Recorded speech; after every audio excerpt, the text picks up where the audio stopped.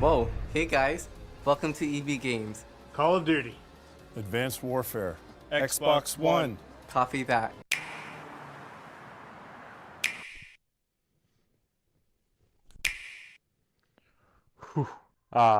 GameStop.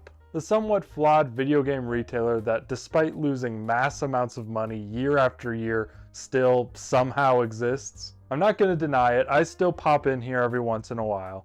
I very rarely buy anything, but it's always a somewhat fun experience. Of course, as long as you're not in there when the mother of 11 kids unleashes her hellspawn in to ravage the store and destroy the employee's very will to live. Oh, look over there. We got ourselves a rare look at the endangered video game section, slowly losing footing every day to the mass amounts of pop culture collectibles. Ah, and look over there. It's the literal wall of plastic. You can't miss it. But one thing that's been mostly phased out in many GameStops to my immense disappointment is the retro game section. Retro is a bit of a stretch in terminology, I know, but that's just what GameStop seems to call them nowadays. I'm talking Xbox 360, PS3, Wii.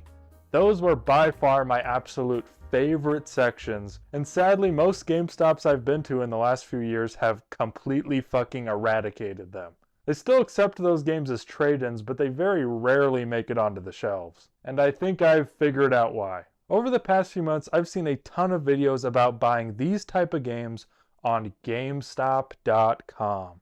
Now, the catch with doing this is that it's very rarely a satisfying purchase. They usually come in piss-poor condition or without the case or manual, but they are available. And that was quite enough to pique my interest. I've decided to do a bit of an experiment. For science. At the expense of my bank account, of course, I have purchased 10 games from GameStop.com. 5 of which I believe are handheld games. My goal here is to see how many games come in decent to ideal condition to gauge whether this was worth my time or money. Will this video be able to determine once and for all GameStop.com's quality standards for you, the viewers? Fuck no. It's gambling. It's just straight gambling. Do not buy anything there that you're not willing to get loose, scratched, or fucking both. Will this still be an entertaining little venture to go on? Yeah, I think so. I mean, you could just watch me get utterly shafted by GameStop instead of risking your own money. Okay, let's get started here. They sent me my order of 10 games in 4 separate packages. I believe the reasoning for that is the same reason why they don't have them in the store anymore. I think when they get trade-ins for these types of games, the games of yesteryear, if you will, they just pack them in a box and send them to like the nearest warehouse, the central warehouse near them. And then when people order stuff online, their orders just come from the warehouses that have them in stock. But that's just a theory. If you work at GameStop, let me know if I'm right. I mean, even if you don't work at GameStop, you can still tell me I'm right. I mean, we're on the goddamn internet. You can blatantly lie about just about anything. And if you're confident enough, I'll probably believe you. Okay, let's dig into the first package. This one seems like the lightest one by a country mile. Okay. The first game. Okay. This one I'm actually pretty excited for. This game is called Cartoon Network Punch Time Explosion. I know, greatest title maybe ever. I don't know why games nowadays even bother titling their games at that point. This game is probably the one I was most excited for because I actually plan on making an entire video about it at some point. It originally came onto my radar back when I was making the Samurai Jack Iceberg video. I talked about it briefly during the part where I talked about Samurai Jack video games because him and Deku are actually playable characters in this. But even more exciting to me, of all things, it's a Super Smash Bros. Clone with Cartoon Network characters. It's like multiverses, but it might actually be good. I do have a lot of hope for it, not only because Samurai Jack is a playable character, but also because they have the GameCube controller as a usable controller, which makes me think that the people that developed this game might have been actually big fans of Smash Bros. And wanted to legitimately make a Smash Bros. Style game with Cartoon Network characters, which would be pretty fucking badass. Getting a little bit back on track, it does not come with the manual, The disc is pretty fucking clean, actually. The price tag says $5, even though I paid more than that. But I had to have it. It came with the original case. I'm very happy to say that the first game we pulled from our GameStop mystery haul is a win. And when I say mystery haul, I mean it in the most literal sense possible, because I don't fucking remember what I fucking ordered. This is probably a good time to mention what my criteria is for a win or a loss, I guess.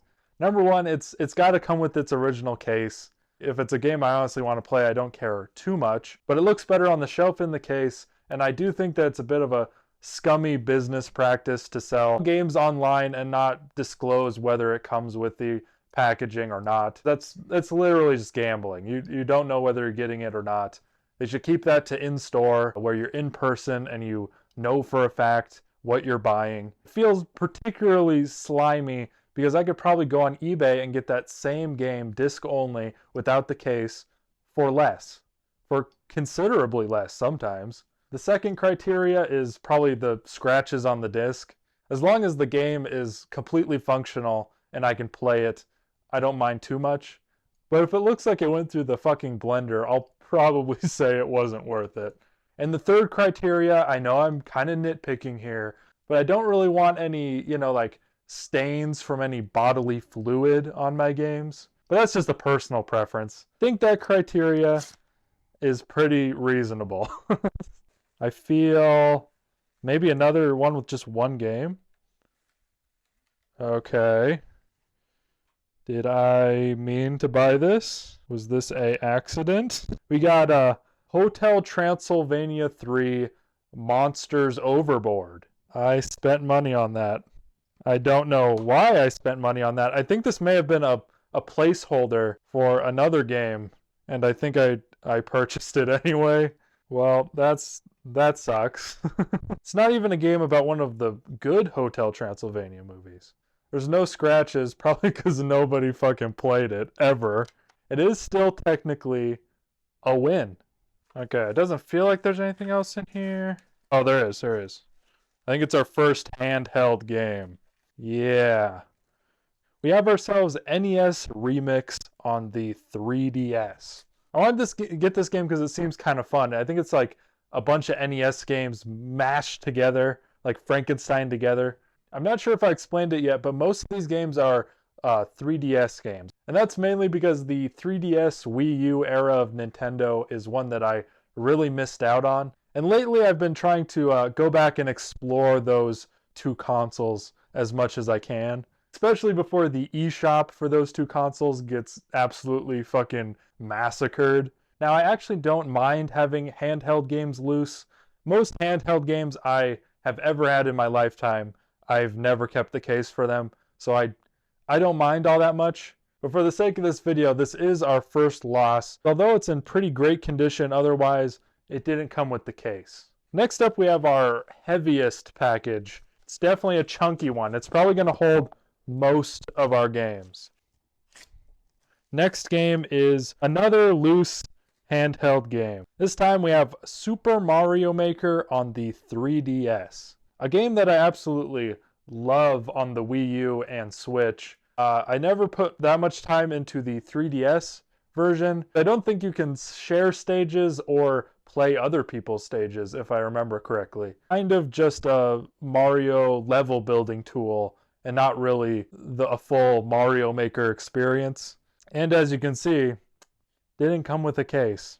So far our success rate is 50-50 at the moment. 2 loose games to 2 boxed games. Next up we have actually a regular DS game, surprisingly. So we have Namco Museum DS. I don't remember getting a regular DS game. This one's a bit hard. It did come with a case, an aftermarket DS case, no cover art. This might be a bit controversial. I'm going to put this in the loss pile. I appreciate the effort, I really do, but to me this is still a loose game. Okay, next up, what the fuck is this? We got ourselves YouTuber's Life 2. The long-awaited sequel, I guess. I'm kind of playing this in real life. Cannot imagine what the gameplay on this is. And I also don't know why I bought this. Probably as a joke. Probably as a little bit of a troll on myself. We have fun here. But hey, it's a used game, and it came with its original case, and it's pretty damn clean. For now, it has its moment of glory. And the last one in this package, I believe, we got the dreaded GameStop case. The game itself is Super Smash Bros. For Wii U. I'm a huge fan of the Smash Bros. Series, but this one is one that I never owned myself. Due to my lack of a Wii U back then, I completely skipped this one. But I want to try this game a little bit. Probably not that much because Smash Bros. Ultimate is kind of a better version of this game. Ironically, the thing I was most excited about with this game was for the cover art. I absolutely love the cover art of this game, and I kind of wanted to own it. But it's disc only, and I, for one, personally despise these GameStop pre-owned cases. I think they look like shit. I think they look like shit. This is our biggest loss so far. I'd give this negative 1,000 points if I could. 7 games in and on to our last package. If I'm correct with the number of games I bought, there should be 3 in here. Another loose 3DS game. This time we have Mario Party The Top 100. I like Mario Party. I've never played a handheld Mario Party. I actually don't know what to expect there. I mean, the best part about Mario Party is the multiplayer aspect, in my opinion. You know, you start out all fun and games with your friends, and the night usually ends with you wanting to literally murder each other. There's nothing like it. There's nothing else quite like it. So I don't know what to expect from a single-player Mario Party. I mean, probably just a collection of games, right? This is a collection of mini games. It might be up my alley a little bit. I think I might like that. But other than that, nothing to write home about. No case, so it's dead to me for now. Next game is a Wii game. We got Legend of Zelda Twilight Princess. This game is incredibly nostalgic to me. This is one of the first games I recall like buying with my own money. And I know it's got a little bit of a mixed reception in the Zelda community. You either love it or you hate it. I love it. I want to play through it again. I haven't played through it in literal years. And judging by the sound it's emitting, I think the manual's in here. We got the manual. It looks like it might have got a little water damaged. But the manual is here. Man, I love the disc, the art on this disc. It's so cool. It's always been one of my favorites to just like stare at. But yeah, this one means a lot to me. So I'm glad to add it back into my collection. And it's probably the biggest win that we're going to get in this video by far. Okay, there should be one more handheld game if I'm correct. And I think I feel it. And it doesn't look like we got lucky this time. We got another loose one. New Super Mario Bros. 2. I've never played this game. I definitely put an ungodly amount of hours into the original New Super Mario Bros. On the DS. So I'm actually kind of excited to give this one a try. Now, not only does this one not come with a case, but the label is kind of all chewed up. It looks like somebody was literally chewing on it. I hope this works. I mean, it's a loss regardless, so. Sadly, all 5 of our handheld games did come loose. Not that I didn't see that coming. There was a time period in GameStop history where whenever they took a trade-in of a DS game of any kind, they kind of just threw the case in the trash and put them in those little plastic cases. Probably just to save space, but still an incredibly cursed thing of them to do. Our ending results for this experiment seem to be 4 wins to 6 losses. Honestly, better than I expected. I was preparing for the worst. I thought every game was going to look like this. Can I, in good conscience, recommend that you buy stuff from GameStop.com? No.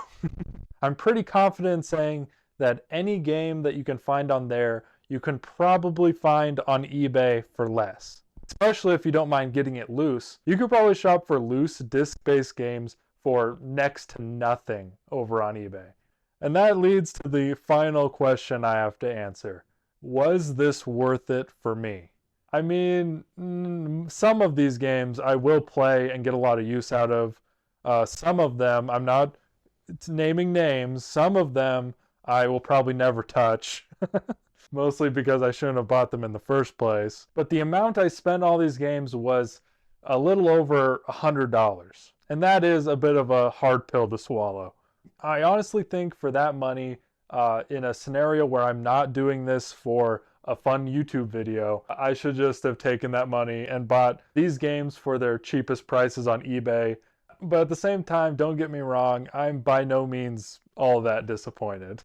Most of all, I hope you enjoyed watching this video. It was incredibly fun to sift through all GameStop sloppy seconds. But with that, I hope you have an absolutely amazing day, and I'll see you in the next one. I want some cheeseburgers just to eat. I'm talking ketchup, my nigga mustard on the beat. You gotta put a lot of lettuce, please, because I like to have a lot of grease. I remember eating outside with my whole team. Now a nigga gotta stay home cause of quarantine. Salutations, young Tommy. How you doing today?